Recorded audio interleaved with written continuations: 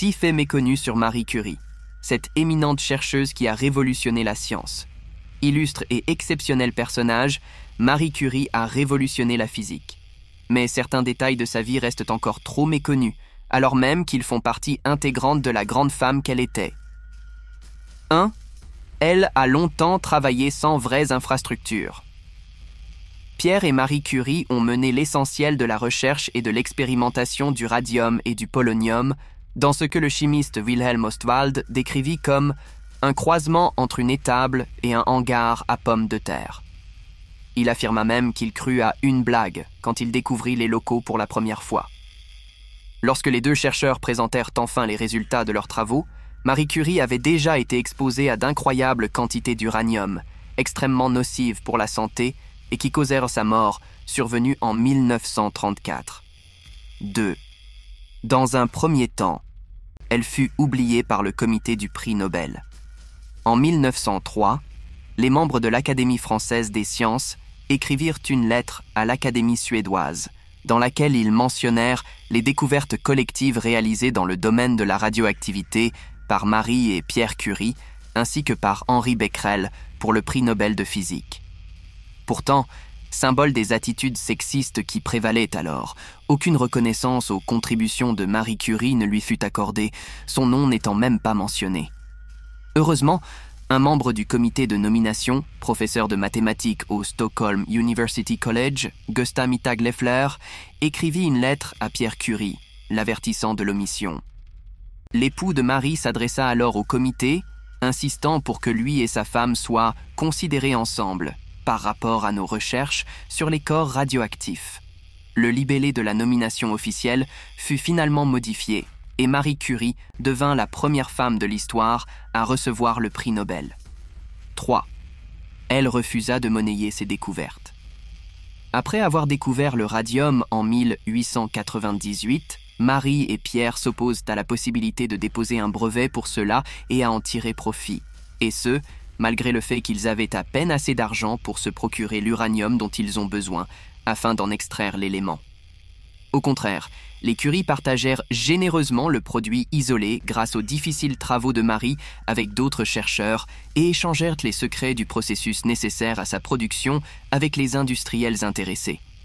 Au cours du boom du radium qui suivit, les usines dédiées à la production de l'élément pullulèrent aux États-Unis.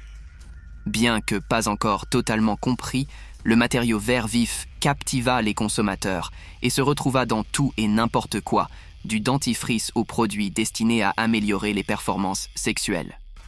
Dans les années 1920, le prix d'un seul gramme de l'élément atteignit finalement 100 000 $, et Marie Curie ne put se permettre d'en acheter suffisamment pour poursuivre ses recherches. Néanmoins, elle n'eut aucun regret, et déclara même que le radium est un élément chimique, il appartient au peuple. 4. Einstein l'encouragea durant les pires années de sa vie.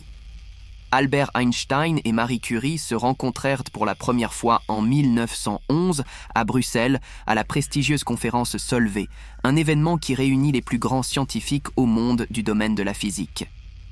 Parmi les 24 membres de cette édition, Marie Curie s'avéra être la seule femme. Einstein fut si impressionné par elle qu'il vint à sa défense plus tard cette année-là, quand elle fut embourbée dans une controverse et dans la frénésie médiatique qui l'entourait. 5. Elle haïda personnellement les soldats durant la Première Guerre mondiale. Lorsque la Première Guerre mondiale éclata en 1914, Marie Curie fut contrainte de mettre ses recherches et l'ouverture de son nouvel institut du radium en attente à cause de la menace d'une éventuelle occupation allemande de Paris. Au cours des 4 années suivantes, elle contribua à équiper et à faire fonctionner plus de 20 ambulances, connues sous le nom de Petite Curie, et des centaines d'hôpitaux de campagne avec des machines à rayons X primitives, de manière à aider les chirurgiens à localiser l'emplacement et à enlever les éclats d'obus et balles des corps des soldats blessés. En plus de former des personnes destinées à utiliser ces équipements, elle conduisit elle-même une ambulance malgré le danger. À la fin de la guerre, il fut estimé que les équipements conçus par Curie avaient certainement sauvé la vie d'1 million de soldats. Pourtant, quand plus tard le gouvernement français chercha à lui décerner la Légion d'honneur, elle la refusa.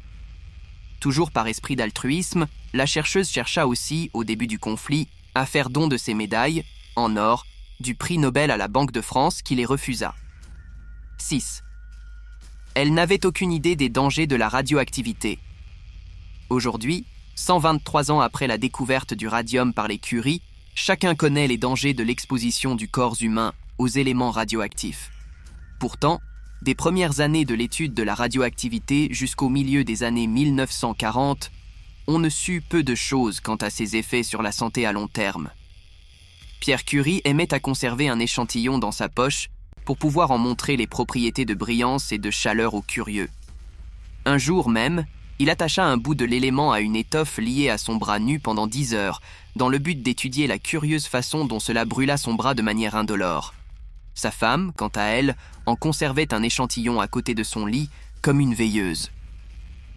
De la même manière, les Curie passaient presque toute leur journée dans leur laboratoire improvisé, entouré de matière radioactive.